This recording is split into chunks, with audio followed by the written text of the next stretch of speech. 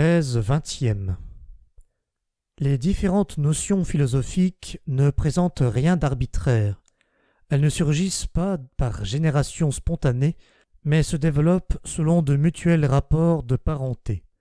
Si soudaine et fortuite que soit leur apparition dans l'histoire de la pensée, elles n'en appartiennent pas moins à un système, au même titre que toutes les espèces animales d'une région déterminée.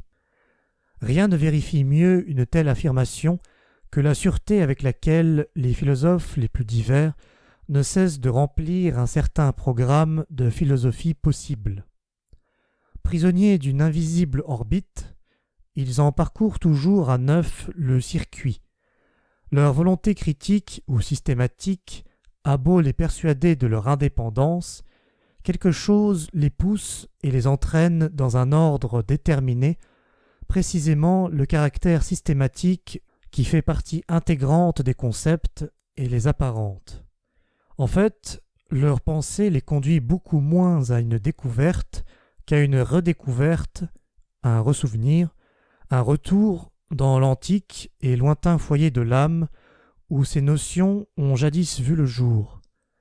La philosophie, dans ces conditions, devient une sorte d'atavisme de très haute qualité. L'étrange air de famille de toutes les pensées hindoues, grecques et allemandes ne s'explique que trop bien. Quand il y a parenté linguistique, il est inévitable qu'une philosophie commune de la grammaire, je veux dire la prépondérance et l'action des mêmes fonctions grammaticales, prédispose la pensée à produire des systèmes philosophiques qui se développent de la même manière et se suivront dans le même ordre, alors que la voie semble barrée à certaines autres possibilités d'interpréter l'univers.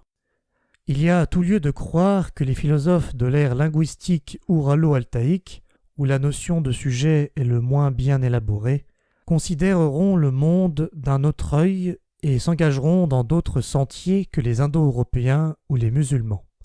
Les suggestions qu'exercent certaines fonctions grammaticales sont inséparables, en dernière analyse, de celles qui découlent de certains jugements de valeur physiologique et de certains traits raciaux. Ceci dit pour réfuter les vues superficielles de Locke concernant l'origine des idées.